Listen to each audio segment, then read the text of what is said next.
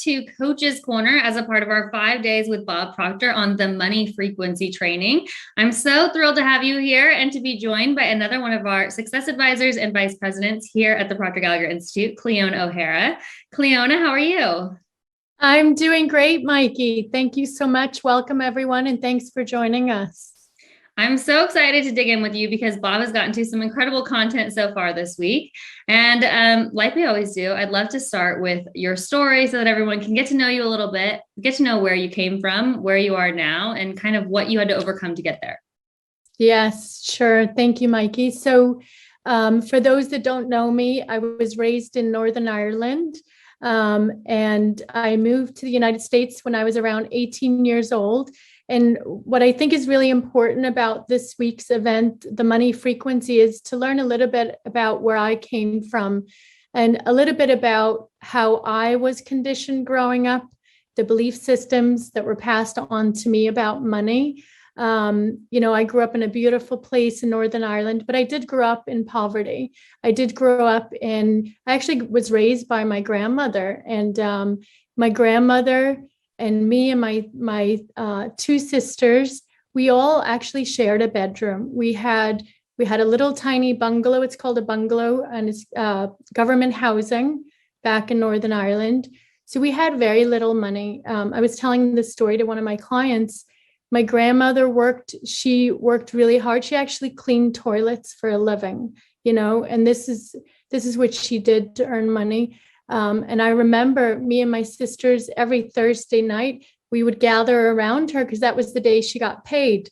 And they would give her pay in a little envelope, in a little tiny envelope. She would pull out the money and she would count it in front of us. And it was, looking back, I think it was like £100 a week or something she was getting paid. And, I think about what my grandmother went through, how she raised us.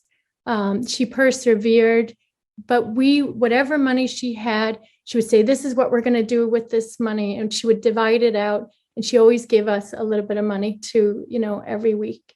And we lived in this, like I said, a little small home. We always had food, thank God.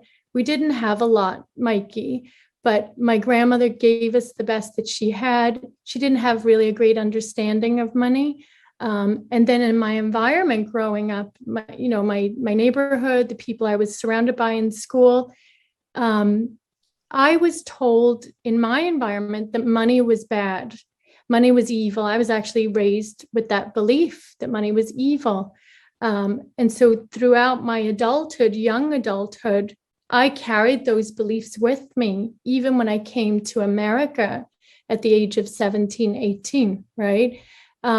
So for anybody that knows my story, I moved to America around 18 or so, and my life was really hard for many years when I got here. I couldn't understand why I had no money. I couldn't understand why I couldn't afford my bills, my rent, because I was programmed that money was bad. So I had no goals, Mykie, to even get money. I had no relationship with money, no understanding. And it wasn't until, I found the secret in 2006-ish. And that's when Bob opened up my whole world. And then I started to understand about universal law. And that's when everything changed for me. I know it's a short story because I've heard it, but why don't you share how you found the secret? Yes. Okay. Yes. So I think I was struggling for about 7 years in New York City. Again, no money, literally to the point where I had no food. It's embarrassing, but the truth is, I actually was going to waiting rooms to get biscuits. I had no money. I ran out of money. And I would just take from waiting rooms some food. And that night, I remember being in my apartment. I was about to get evicted. And I just fell to my knees and I just prayed and I said, God, there has to be more to life than this. It kind of reminds me of Bob's story today when he said he came out of the Playboy Club and something just hit him, and said, this is really irresponsible. He said, for me, it was a moment of, I want to live better. I want more. God, please help me. That night, I got an invitation. I got a phone call. Please come out to dinner in New York City. I got all dressed up. put the lipstick on, and I went out to dinner, and I didn't tell anybody what was going on. I had no money in my pocket. Outside the bathroom, and this is the truth, outside the bathroom on a little bench, there was a movie, a disc, a DVD back then, that said Secret. I took that disc. I said, I don't know what this is, but it looks good. I took it home and I watched it over and over and over, not realizing what I was doing. I was doing what Bob did in his car with Earl Nightingale's recording. I was changing my paradigm, and that's how I found it. I love that story. Okay, there's so much I feel like we can dig into from your story, because you had such a transformation as far as the money frequency goes relating to this week. And then also I want to get into how you were not only asking for help whenever you prayed that night, help me, there's got to be a better way, but you were clearly ready to receive help and looking for signs too. And I think that that's an important lesson for everyone as well. So jump in wherever you want, but that's kind of the jumping off point I'm thinking of. Yeah, absolutely. So I surrendered. I found the movie. I started listening to it every night. And then I knew I was being guided.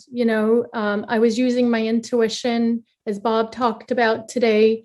Intuition is God talking to us, or the universe talking to us, whatever you feel comfortable with. So I just started to really quiet my mind. I stopped going out. I started doing meditation, and I started to listen for guidance. And I just followed all of the inspirational ideas that came to my mind. Do this, do that. I did that. And so I think that's very important, is that you sit and you listen and you follow your guidance, your intuition. I love that. Yeah. Related to manifesting, you of course have a completely different life as it relates to money now. So I want you to talk about your ability to get on the money frequency and manifest money. You're also a master manifester. You manifested a beautiful family, your husband, I know you adore, and you have a little apartment in New York City that you had been dreaming of. Everything that you dream of, it seems like you make happen. So let's talk about how you're doing that. Yes. Thank you. Yep. So my husband's probably watching. I love you, babe. So, I surrendered to Bob's teachings. I became coachable. I study his programs every day, and I will for the rest of my life. And so I did exactly what he told me to do. I did exactly what he said. He said, get your goal, write down the number, be precise in what you want. I said, you know what? I'm just going to try this, and I'm going to do it this way. So everything he's telling you to do, I've done it. Okay. So I wrote out my goals. I still write out my goals every day. And then I hold the image. I held the image of getting this house. I saw it in my mind. I held the image. I focused on it. And the key word is focus, because now, Mykie, what I do is I only allow my thoughts. I direct my thoughts. You heard Bob talks about thought power. I only allow my thoughts to think about my goal.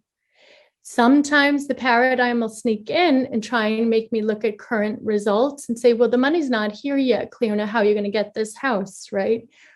I don't believe those results. I've created such strong faith, Mykie, that my faith is so strong, and I affirm to myself, even if you're lacking in faith, a little affirmation that's carried me through in manifestations is, my faith is so strong, it must move into form. And so I would repeat that over and over and only hold the image of the goal. I saw the apartment in Manhattan in my mind. Then I would go visit the apartment. I sat outside it. I looked in. I made an appointment to see the apartment even before I had the money. Go there, visualize it, smell it, be in the environment. That's the frequency. I got on the frequency by visiting it in my mind, and in the physical. I actually went there. And then I would hold the faith, and then I would follow my intuition. And so that's how I manifest everything, anything I want. I know I'm getting it. I know it, because Bob taught me how to do it, and it works. I love that. And Bob's going to get into decision tomorrow. But one thing that always holds a lot of people up is when Bob talks about how you have to make the decision first, and people want to line up all of the outside circumstances before they're ready to make a decision. So why don't we talk about that for a minute, because you are so good at it. Yes, I love that you brought that up. So most people won't even go look at the apartment because of fear, right? That's not the way the law works. For some reason, the law works when we make a decision. So I set the goal. I sat down. I said, what do I want? What does my soul want, right? I made a decision that no matter what, I'm going to get this. Once I make the decision, then the ideas come of how. You see, most people are looking for the how before the decision. The how will never come to us. It never came to me until I made the decision. And then sometimes as we move forward towards the manifestation, we'll be tested. Do you really want this? Do you really want this? Because maybe obstacles may arise. You have to hold the faith. Once you make a committed decision, once I made the decision, I held the faith. And guess what, Mykie? The night before the money was due for the apartment in New York, it arrived in my bank account. Okay. And I never doubted for one moment. I knew it's coming. I knew it. I love it. I love it. Okay. So with all goals, there's a gestation period, and you just brought up obstacles, and sometimes obstacles can knock people off their feet. How do you hold the faith and know that what you're working on is working when you haven't seen any physical evidence? Well, we have two choices, right? We don't have physical evidence of what we're afraid of, or we don't have physical evidence of what we want yet, right? So I choose to sit in faith. I've increased my faith and my belief by studying every day, repetition of study. That's why we study Bob's programs every day. I got a mentor, and I did auto-suggestion. I did affirmations over and over. I think the key word here is I saturated my subconscious mind. I saturated it with what I want. And I leave no space, no gap for the doubt to sneak in. Like, this is so key. I don't allow any space for the doubt to creep in. And if it does come in, I kick it out and I play my auto-suggestion and I study. I love it. You just brought up auto-suggestion, which has been mentioned a couple of times this week, but for anyone who might be brand new or who's never heard of it before, it could be confusing. So can you explain what auto-suggestion is, so for anyone who may not know yet? Sure. Yes. Auto-suggestion is one of my best friends. So we are giving suggestions to ourselves all day long, internally and externally. So internally, our thoughts, we're suggesting things to ourselves. The words that we're using, we're suggesting things to our subconscious. So you want to purposely suggest affirmations around the woman or the man that you want to become and the goals that you want to have. So you can do that by writing them out, speaking them, and thinking them, okay, and do it by repetition. And it usually starts with the affirmation, I am. And anything that you say after I am, you will become. And that's the truth. So repeat it in writing, repeat it internally, externally. I love that. All right. Is there any other biggest takeaways you have so far from what Bob's been teaching this week that you want to talk about and dive into? I want to talk about, Bob put up the slide. Money is energy. I didn't understand that for years. Okay. What I do now, and I think it's really important to understand, money is energy. Everything is energy. Money must flow. Okay. I meet clients all the time, Mykie, and they're scared to let go of money. They're tight-fisted. They're operating in scarcity. The vibrational frequency of scarcity is repelling money. So I actually purposely go out and spend money. And when I pay my bills too, Mykie, I think it's very important. When we pay our bills, say thank you to the money going out. And then when you receive money, say thank you to the money coming in. That's how this energy works. Think of a hose with water flowing. Do not kink the hose. Let the money go out. Let the money come in. And if you don't spend on yourself, you're basically saying, universe, I'm not worthy of money. Keep it away from me. So I think understand that it's so important. I wish I knew that many years ago. So important and so valuable. Why don't you give everybody your biggest tip to get the most out of this specific lesson and that we're going over this week on the money frequency? The biggest tip is repetition. Go back and watch and listen to Bob and Arash multiple times. Take notes. Really, really listen and pay attention. Okay. There's gold in what we're saying. There's literally gold in these words. And follow the assignments to a T, not 50%, not 60, 100. It was only until I did 100% of what I was told by Bob and Arash did everything change. So that's my biggest from my heart. Please do it 100%. Thank you so much, Cliona. It's always a pleasure to have you in Coach's Corner. I really appreciate everything that you had to share today. And thank you all for joining us. We will be back right here on YouTube today at 4 p.m. Eastern for a special roundtable discussion with a group of our success advisors. And then tomorrow for a very special lesson live with Bob Proctor. As he mentioned, we're going to have a special guest, and he's also going to get into a pivotal lesson that really brings the entire week together. So, Cliona, thanks again, and we'll see you all soon. See you soon. Thank you.